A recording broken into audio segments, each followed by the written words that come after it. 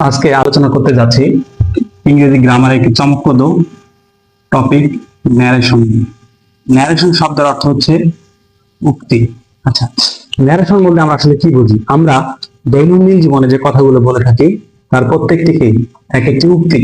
উক্তির মাধ্যমে আমরা আমাদেরকে মনের ভাব প্রকাশ করে থাকি। তো তাকে আমরা ইংরেজিতে বলছি কি? ন্যারেশন। পারসন, টেন্স, সেন্টেন্স আমরা সবকিছু জানলাম, কোনটা কিভাবে চেঞ্জ করতে হয় এটা জানলাম। এখন আমরা এটাকে অ্যাপ্লাই করব কিভাবে? অ্যাপ্লাই করার জন্য তোমাদের কি কাজ? আমাদের সাথে যুক্ত থাকতে হবে, আমাদের পেজের সাথে যুক্ত থাকতে হবে। এবং তোমাদের জন্য খুবই সুখবর, সেটা হচ্ছে এইচএসসি 26 এবং 27 ব্যাচ তোমাদের জন্য মাস্টার মাইন্ড ব্যাচ খোলা হয়েছে। আমাদের এরকম অসংখ্য টপিক, যেই টপিকগুলো নিয়ে তোমরা অলওয়েজ দ্বিধাদ্বন্দ্বে ভুগতেছো, সেই বিষয়গুলো নিয়ে সুন্দরভাবে আমাদের মেন্টররা আলোচনা করছে।